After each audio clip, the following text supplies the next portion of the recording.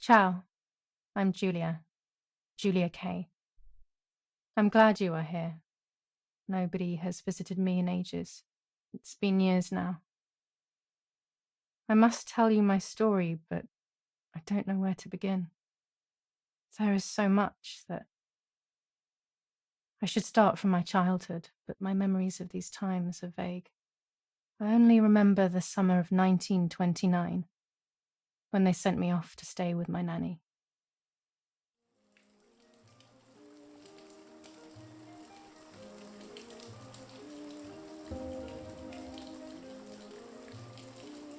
Nanny, will you tell me the story of the White Lady? No, little sparrow. Not tonight. A fog is coming, see? Yes. I know that when it's foggy, the lady kills young women. But why is she so evil? You see, Julia, pain and suffering can make us do evil things, even if we're not actually bad. Just like soldiers have to kill other soldiers. I like the lady, I've decided, Nanny. She must be in so much pain. The poor dear. She still scares me a little, though. Soon I'll be a young woman, and she could kill me. Does she kill those who love her? Of course not. That makes me feel better because I love her. But what about Martha? Would she be in danger? Your sister is with your mother, so do not worry. Do you miss them? No. I mean, yes, I miss Martha a little, but I love spending time with you. Now, go to sleep, little sparrow. It's getting late. Okay, Nanny. I'll go to sleep and dream of the lady. Was she beautiful? She was beautiful. Yes, very much so. Then she'll be beautiful in my dreams. And will I be beautiful just like her? You'll be even more beautiful. Listen, Nanny.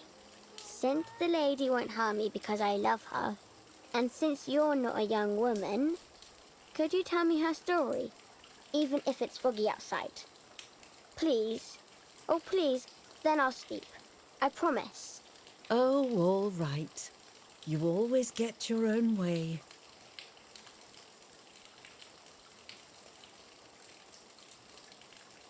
I loved Nanny and I loved that story. Every time I heard it, it sounded like a new and more mesmerizing tale.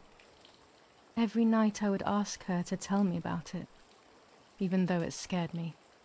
Even now I can remember every single day of that time and how happy I was.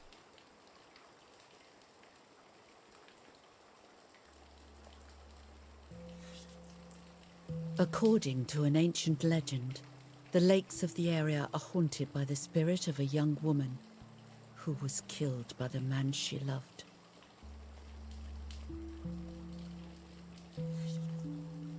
She was expecting a lover's stroll by the lake, gazing out at the old tree growing on the lake's island.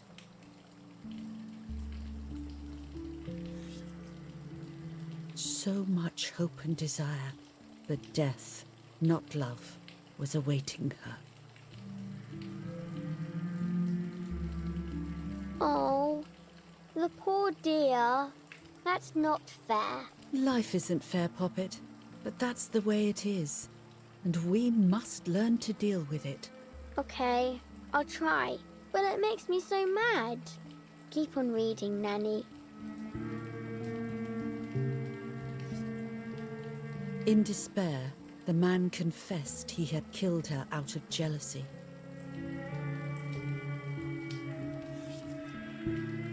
So he was hanged on the small island, in the middle of the very same lake where he had killed the girl.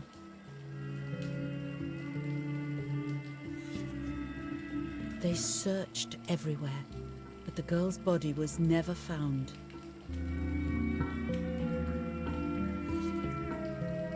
Since then, her spirit, known as the White Lady, has been imprisoned in the depths of the lake. She grieves eternally for the loss of the man she loved.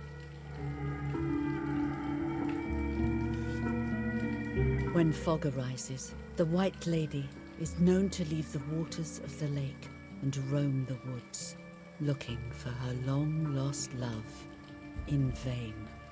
Within the fog of dawn, hunters have claimed to hear the wailing of a woman in the distance.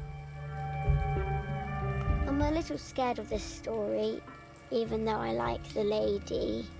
Should I stop reading, my little sparrow? No, Nanny. Daddy always tells me that fear must be faced. Go ahead. Okay, honey.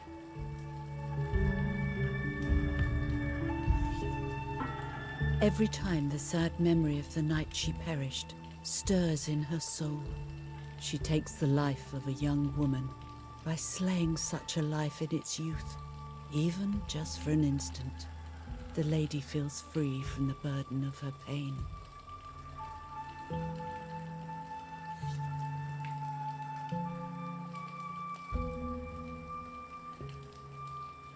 Good night, Nanny. Good night, my love.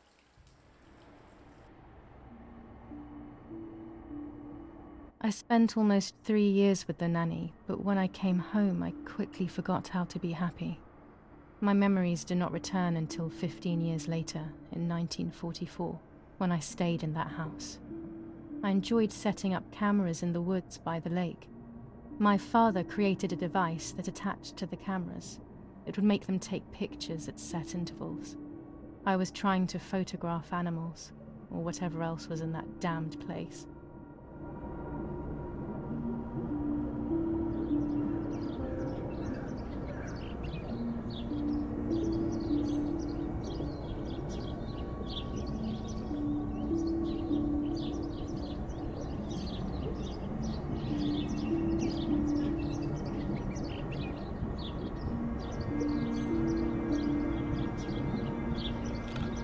Reel off the film.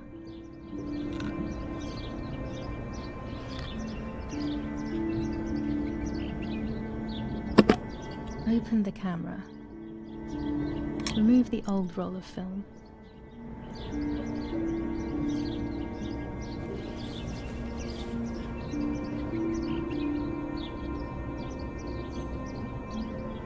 Put the new film in.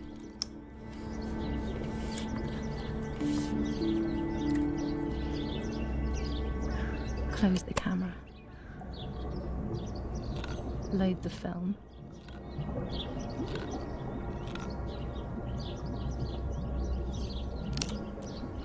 Activate the timer.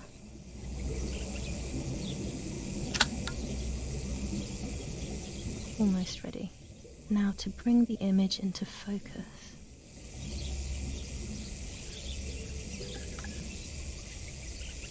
There's something floating on the surface of the water. If I frame it better, I might be able to see what it is.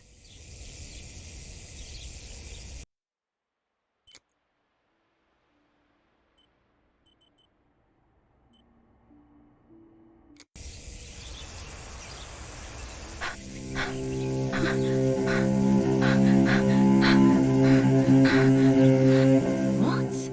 Is that a person? I must help them.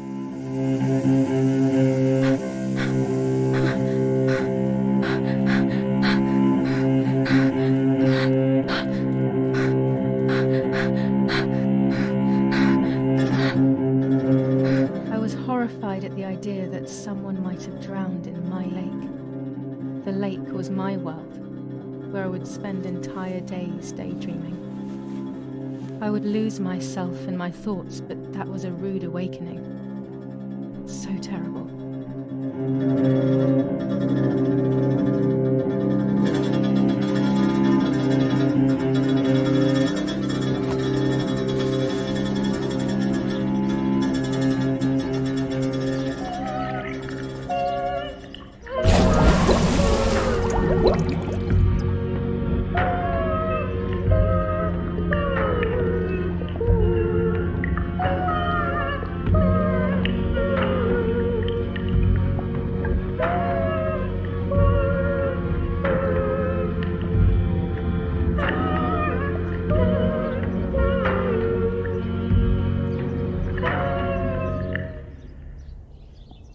I instantly noticed that the person was wearing one of my dresses. I was scared. I dragged that lifeless body as best as I could to the shore, trying not to drown myself. Only when I lifted her in my arms did I realize who she was. It was my sister, my twin, a part of me, dead. Impossible to comprehend. I was desperate. I didn't know what to do or to think.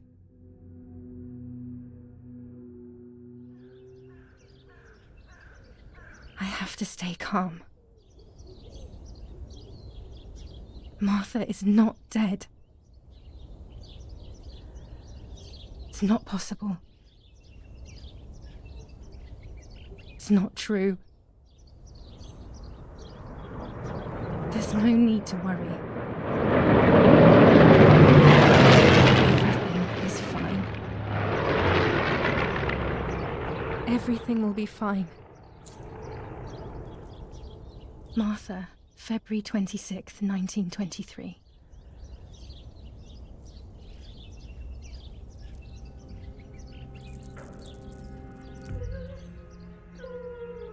Is everything okay?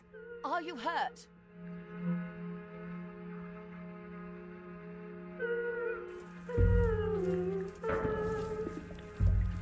What are you doing? Go, Eric! Run! My parents ran towards me. My mother hugged me. She, who detested me, was now cuddling me. Her warmth filled me with life, and the pain became bearable. I felt protected. "Martha, are you okay?" she asked me, speaking slowly in order to let me read her lips. She thought I was deaf. She thought I was Martha. I didn't want the moment to fade, so I meekly nodded my head. I didn't realize I had done something that couldn't be undone. I would have to pretend to be Martha forever.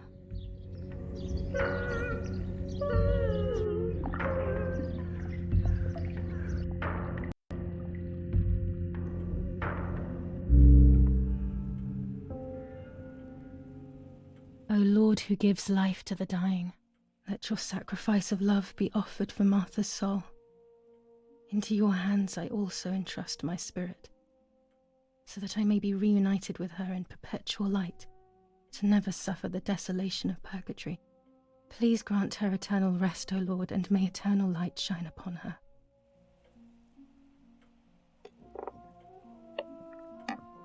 Eric, did you remember to light the candles in the hall? People will be here soon. Mummy always finds something for everyone to do.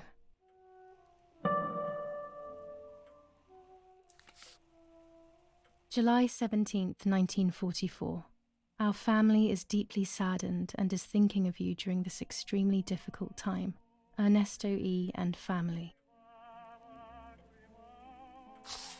July 17th, 1944. Our hearts are with you and we share your grief in the wake of the tragic loss of your dearest Julia. Monsignor Attilio D. July 17th, 1944, Ministry of War. Director General for Conscripts and NCOs. We are grieving over your sudden loss, and we send you our heartfelt condolences. The Lieutenant Colonel Rapporteur.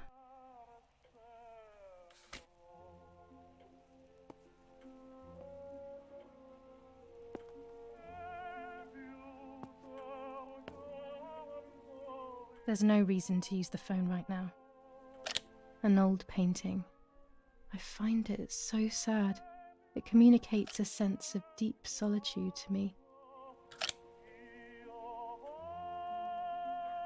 I can't turn it off. We have to listen to the radio all of the time.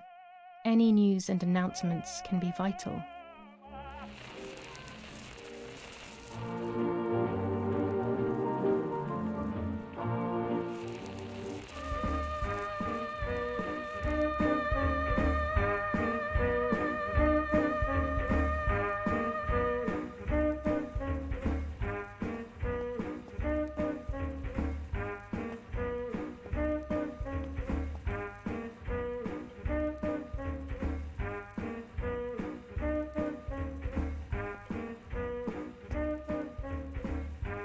Daddy Zobo, We were preparing a really nice duet together. On the rare occasions he's at home, that is. Daddy, Mummy, and my grandparents. It seems almost impossible that Father is a soldier. Mother would have been more suitable if she wasn't a woman.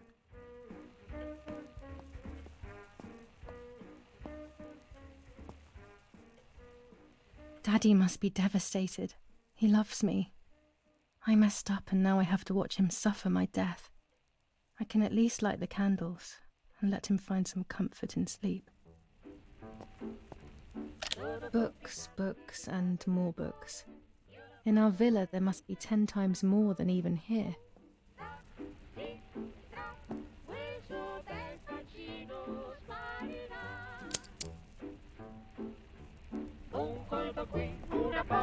Mummy and Daddy.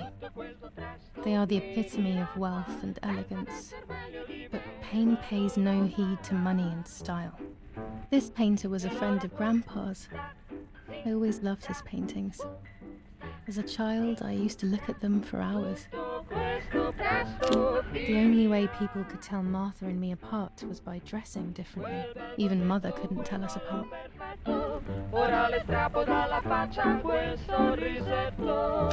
Daddy's canes. They are so beautiful, but I can't say why, but they have always scared me.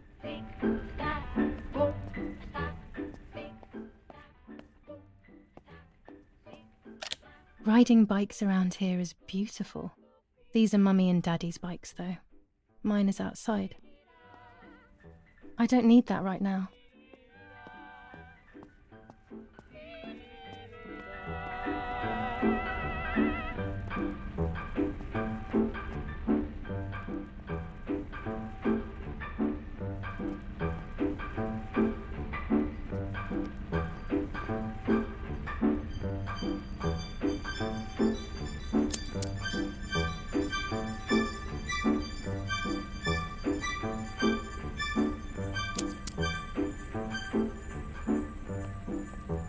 When you're done, can you come and get the flowers, please?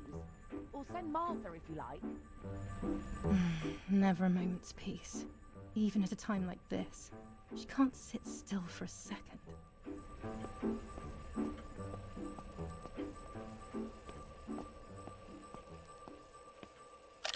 These hunting rifles are not Daddy's. He never went hunting.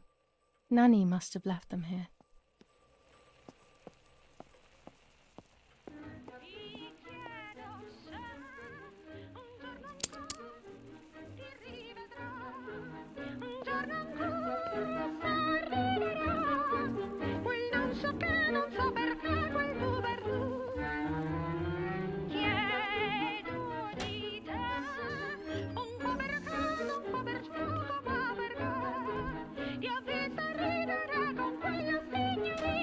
Everything always has to be perfect with her.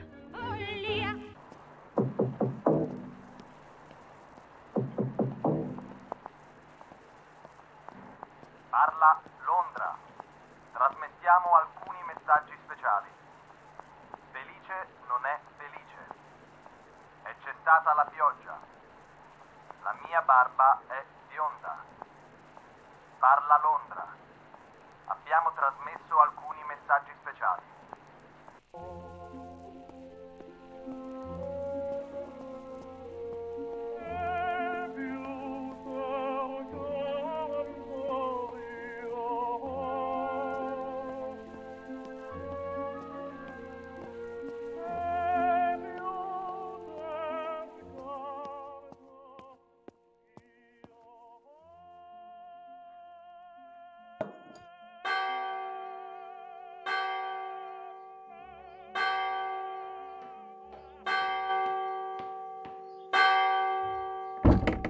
What's happening?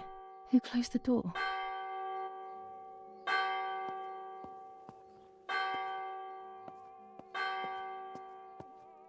Erich, wake up. Do you think it's appropriate to sleep here? Of all places? What? Yes. I must have fallen asleep. What are they talking about? You can't stay here forever. Why don't you go to bed? No. I want to stay with my daughter. Your daughter? Your daughter? You have another daughter, you know. The one who's still alive. Remember? What are you talking about, Irene? Julia is dead. What kind of comment is that? How can you? You should be thinking about Martha. Julia harmed Martha. You know that, right? And as if that were not enough, she has now also abandoned her. It's the same old story. Everything is always Julia's fault, isn't it? Her fault for Martha being deaf and for you being infertile. Do you think it's the right time for this? Julia is dead, Irene. Dead. Someone killed her. Do you realize that? Of course I realize. I get it. Do you think I'm stupid? No one understands it better than me. She always brought problems. Only problems. It would have been better if she hadn't been born at all. You're crazy. I'm the crazy one? Me?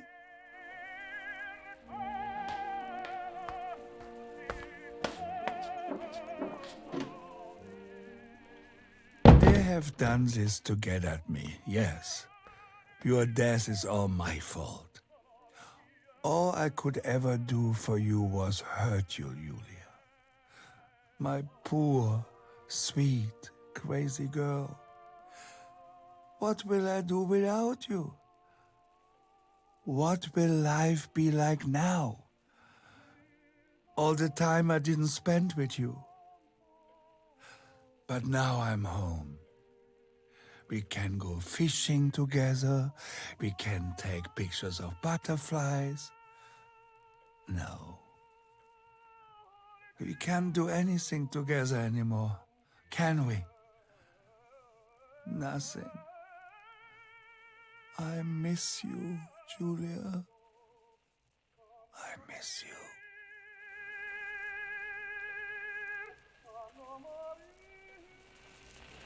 While American bombings continue to devastate the peaceful towns within the Elsa Valley, we have heard some tragic news from the area of La Ramola. The young daughter of German Army General Erich K. was murdered near her home. What possible reason could there have been behind such a cowardly act? This is what the Carabinieri, who immediately intervened, hope to find out.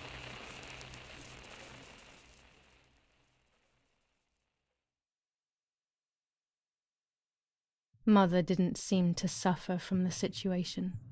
All she cared about was that my death was so painful for Martha. But not having me around anymore must have been a great relief to her. At the end of the day, it was better for everyone that it was me who died, and it was better for me too that people thought that. But the guilt began to consume me. That's when I started having horrible nightmares.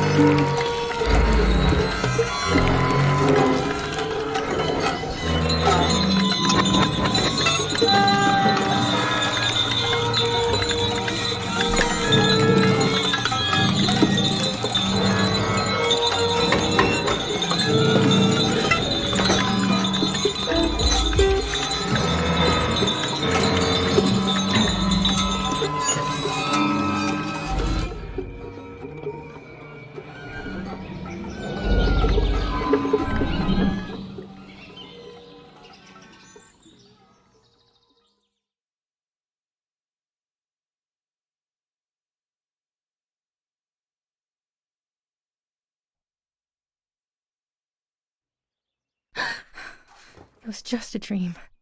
A horrible dream. That horrendous woman and the face of my sister. I wish all of this was a dream and my sister is just sleeping in her bed. Instead, her bed is empty and this is reality.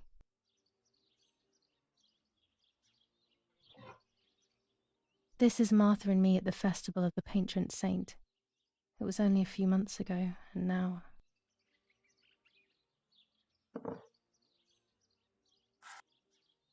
Martha had asked for a picture of me to put in this frame. She wanted me to do one of those expressions of mine that made her laugh. Expressions that she couldn't quite imitate. She used to say that those were the signs of my soul. Can a photo capture the soul? Can I capture Martha's soul?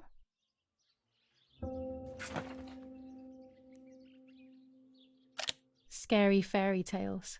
Everything seems to be scary lately. Yet everything here is so beautiful and bright.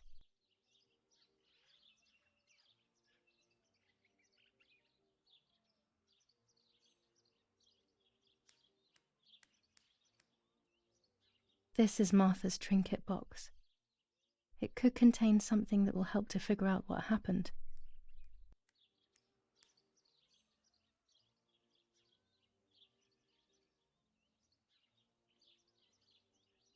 Martha's clothes.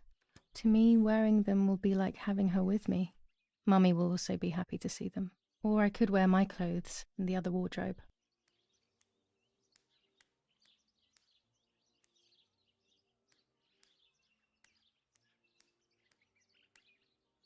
I always keep my trinket box locked.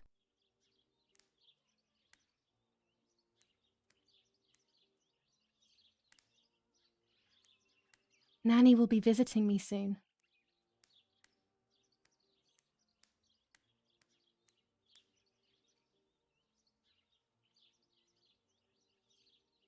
Can I be Martha without her clothes? Mummy never wanted us to swap, so I don't know how she will take it. I could wear Martha's clothes instead, in the other wardrobe. My dress, the one Martha wore when she was...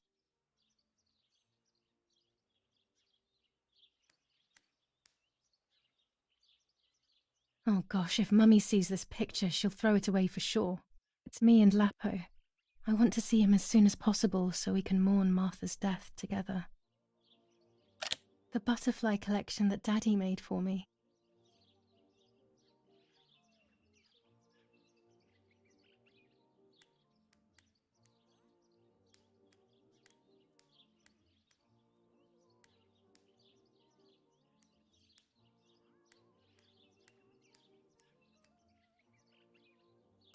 Even more scary fairy tales.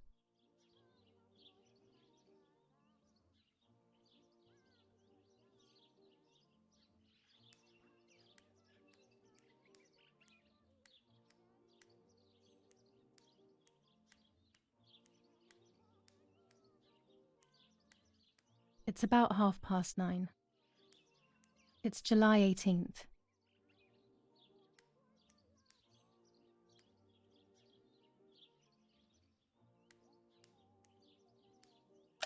Here's the whole family together. A very rare thing indeed.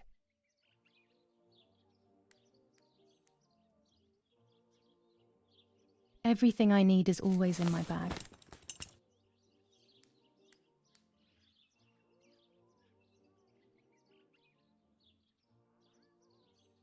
The key to my trinket box.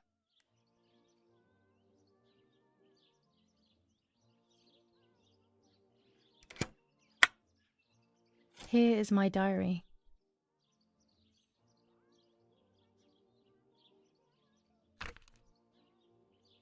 July 12th, 1944. This is a new diary. We moved here today and I forgot my old one back at home. But that's okay. A new chapter in my life, a new diary. They say they brought us here for our own safety. Daddy, the war, and everything else.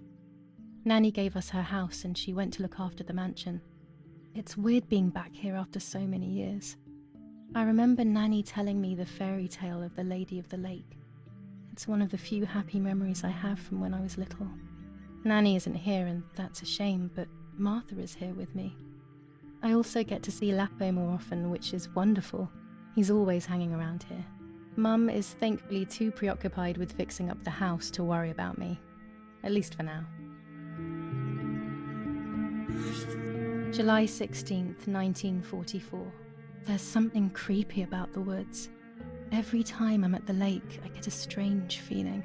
Maybe it's the legend of the White Lady playing tricks on me. I get weird ideas. I think that there is this presence. Then I think I'm just being crazy. Anyway, crazy or not, I want to take some pictures. I'm not scared. In fact, I'd say I'm excited. I've made arrangements with Martha. She's coming to the lake with me tomorrow to set up 2 new cameras with timers, and we'll see what we can photograph. Not before a good swim, of course. To be honest, Martha doesn't like photography all that much, and recently she's gone off swimming too. But she does like spending time with me by teasing me. Then, when she gets bored, she disappears into her books, and I do my own thing. We feel right when we're together.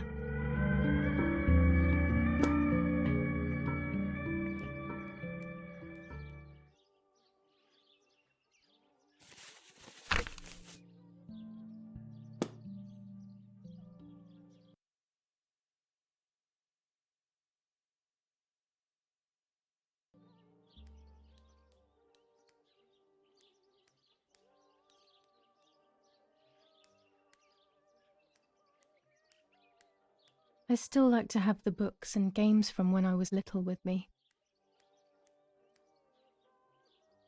I don't think it's appropriate to leave the room in this state. It would be quite impolite.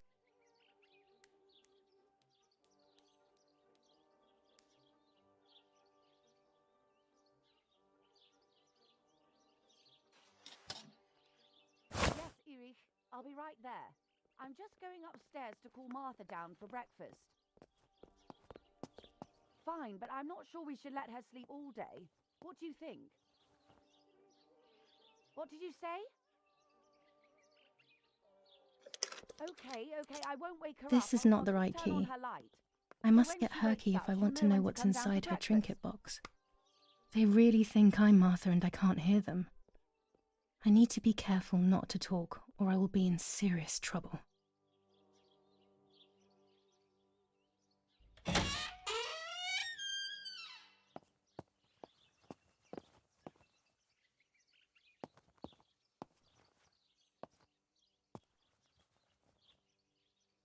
How wonderful the snow is. Unfortunately, it doesn't snow often around here.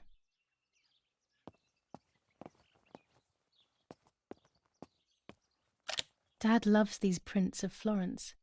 I find them a bit sad. There's no shortage of paintings in our house. Mum is passionate about painting.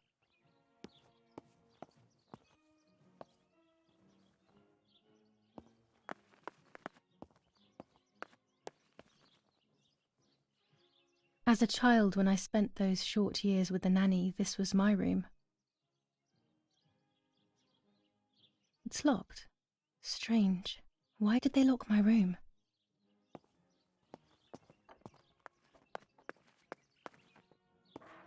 Mummy's family coat of arms.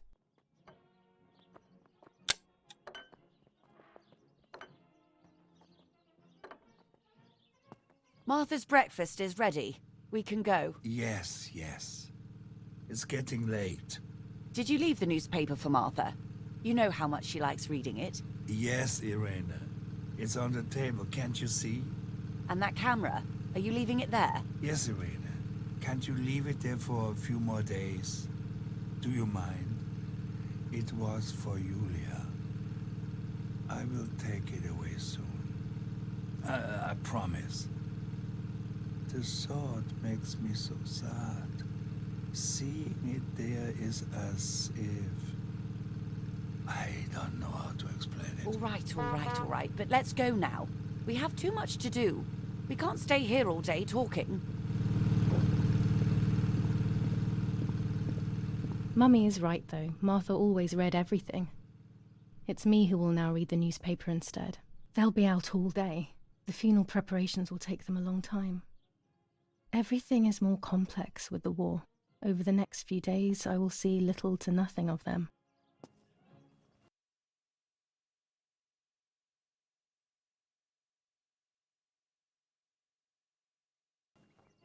During deep winter, I would go to sleep snuggled by the fire and Nanny would get angry. Do you want to turn into a piece of charcoal, Julia? Daddy says that our wine, which is produced here, is extraordinary. I hate wine. I prefer beer. These plates are not ours. Nanny left them here. I remember them well.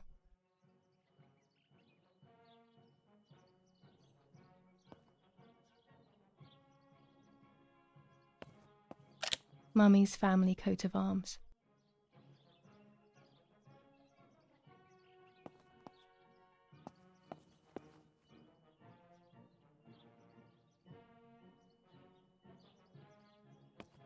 Bread, butter, jam and coffee. Martha's typical breakfast.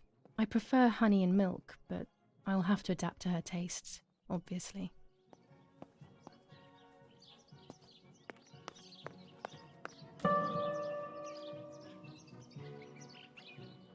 My bike. The wheel is deflated as usual. A bicycle pump will solve this.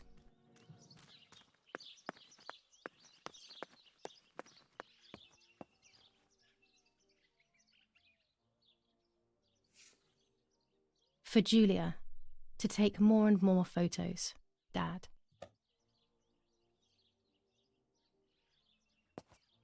I can verify that the camera is still working by taking a photo. I could photograph a sparrow. There are so many of them out here. Chocolate, a privilege for few people in these times.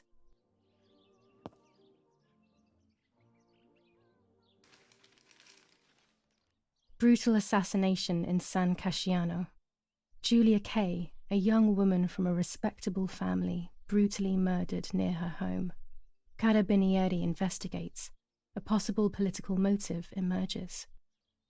Martha was not killed by politics or war. She was killed by something much closer and much less clear. I will find out the truth. Brutal assassination in San Casciano. Julia Kay. Firm bulwark even in the skies. 159 aircraft of the Germanic defense shot down in 24 hours. Major Russian operation northwest of Jassy. Enemy convoy lost in the Mediterranean. 2 destroyers and 6 merchant vessels sunk. Julia Kay. Distressed but supported by faith. Irenei the mother, Erich the father, and Martha the sister sadly announced Julia's passing. The funeral will take place in La Romola, Thursday, July 20th at 9:30 p.m., departing from the property of the deceased. First improvements in food registration. Bread rations increased by 50 grams per day as of April 20th, a kilo more every month of soup ingredients. Reforms to the treatment of agricultural workers and an unexpected distribution of jam.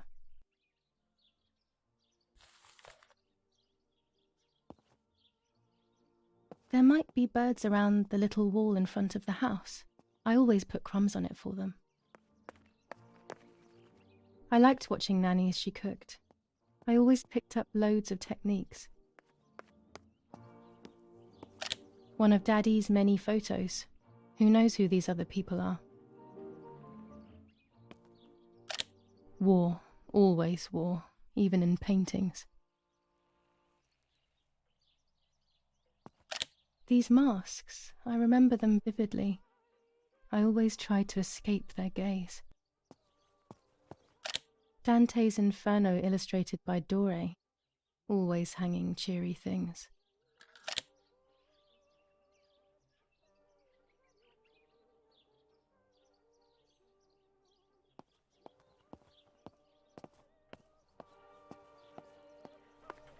Oggi Bonsi, on the day of St. Alexis, the battle rages in the city tormented by Anglo-American bombing. Our Lady of Carmel, a company of the Falcium Regiment, counterattacked yesterday, forcing the French to retreat to Piazza del Mercato. The situation is currently under control.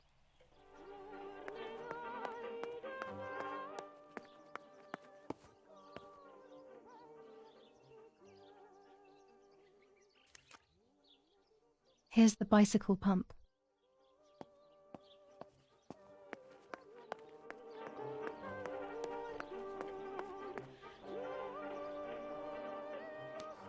Florence, July 15th, 1944.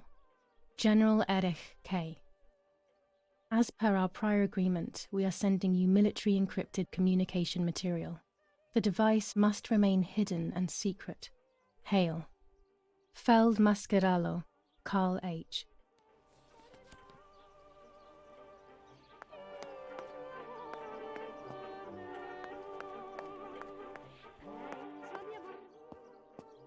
We are so lucky. In these difficult times, pantries are empty and people are going hungry. But with a German general for a father, food is never scarce.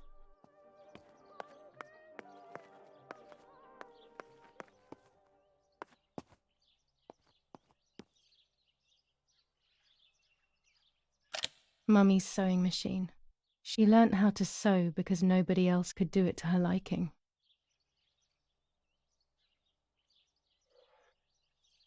These could be of use to me.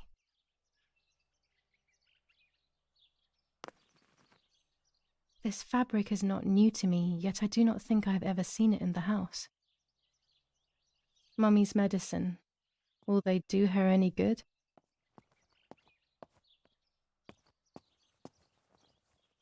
Our wine. Daddy is so proud of it.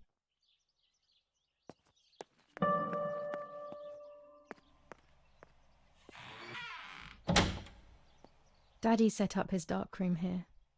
He doesn't take photos anymore because of his work, but photography is still his true passion. I'm allowed to use the darkroom when I want to.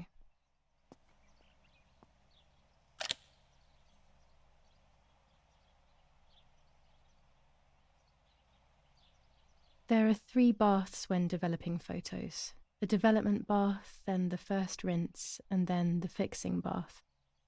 The second rinse is done directly in the sink afterwards. Before I can use the enlarger, I should take a photo. Daddy had this device brought here last week. It's old, but still works. He has always loved everything technological.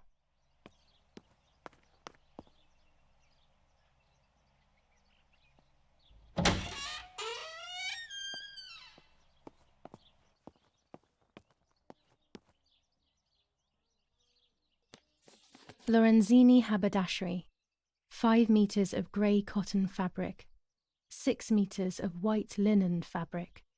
4 meters of green satin. Delivered on June 5th, 1944. In the event of an issue, contact us on the number 6987. And this red fabric? It's not been mentioned. Could this also be one of Mummy's, or could the nanny have left it here?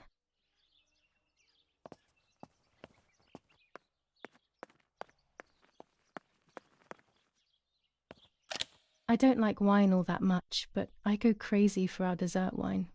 It is very sweet.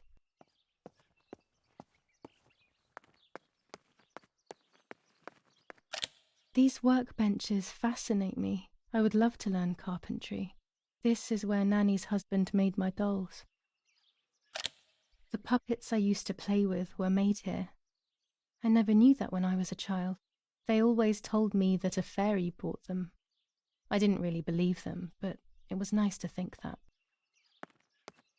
When I was little, these barrels seemed enormous.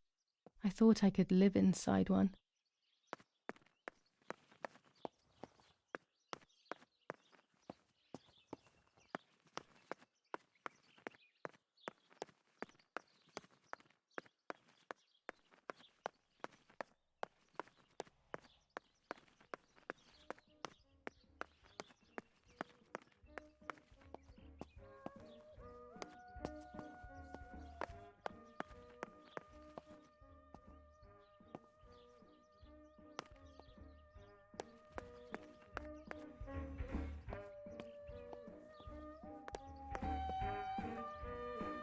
Old photographs that Father took of this house.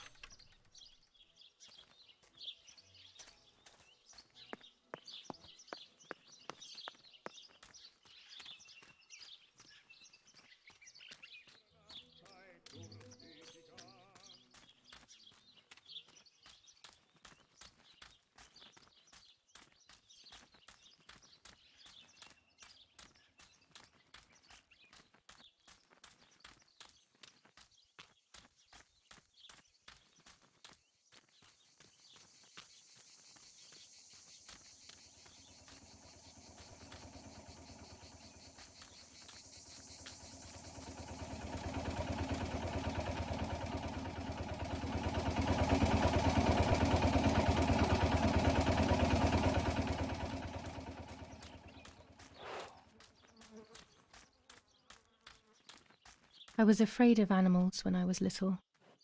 I never approached them alone.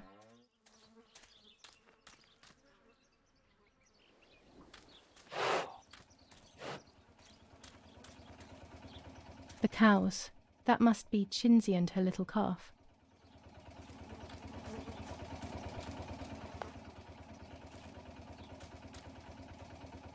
It was always fun to watch the goats get milked. Ice was one of the more agitated ones and would always drive Nanny crazy.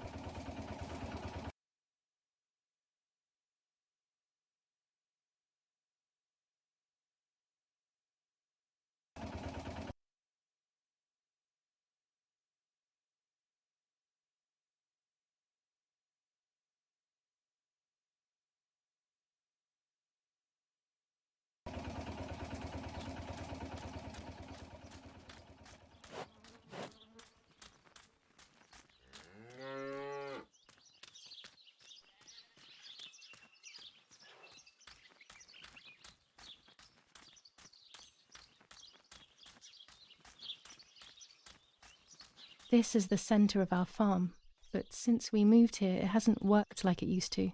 Security matters, Daddy says.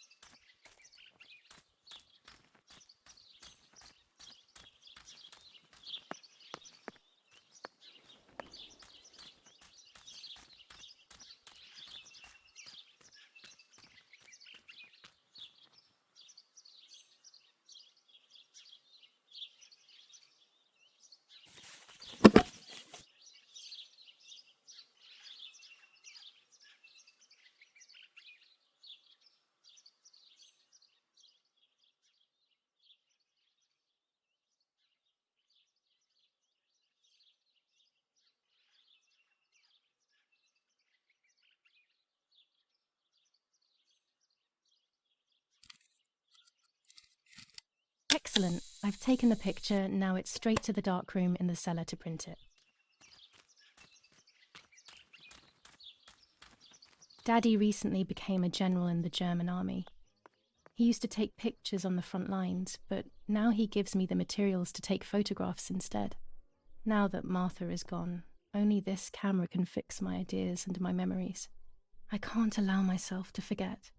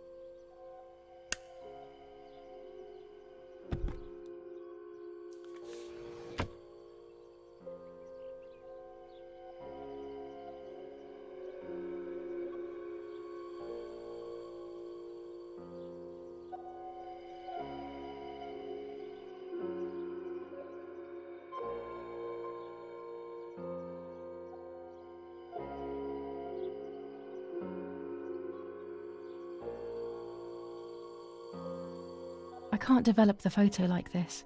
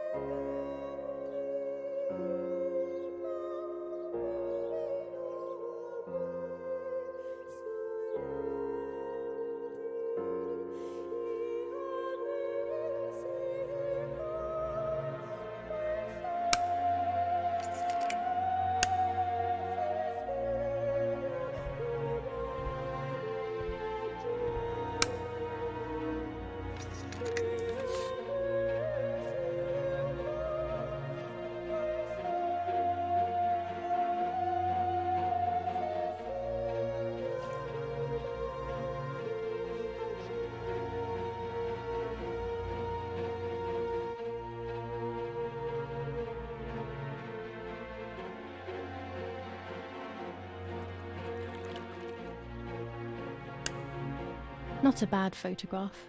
It seems that the camera works perfectly. Now I can take a self-timed photo for Martha's frame.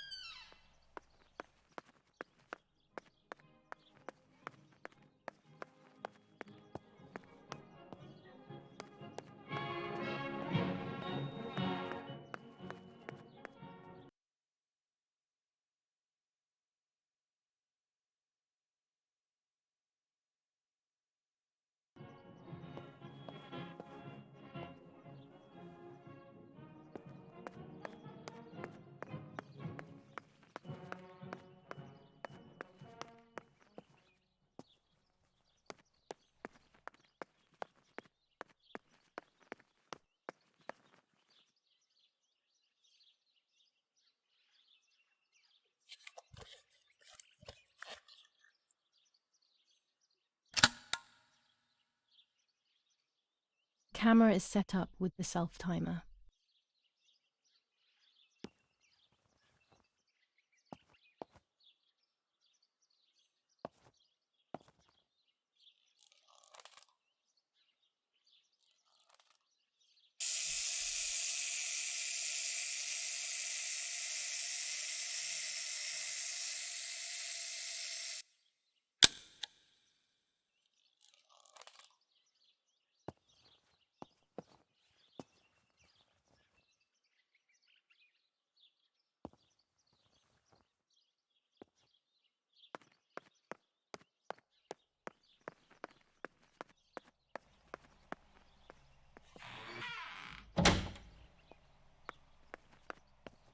It's always a thrill to develop a photo.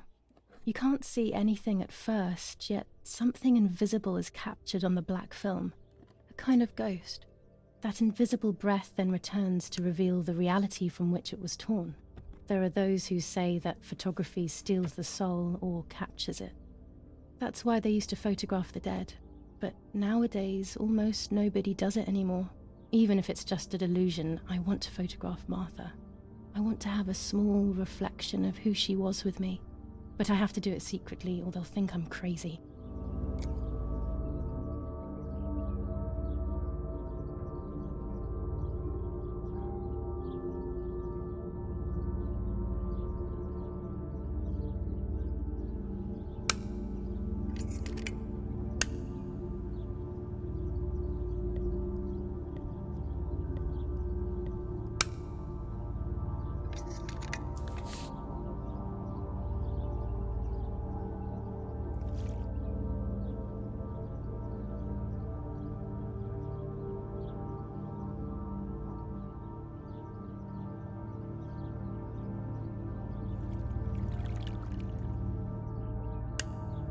Yes, this is me.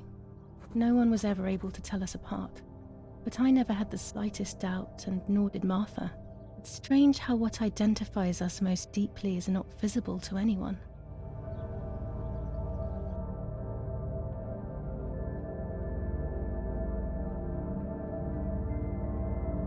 I was obsessively thinking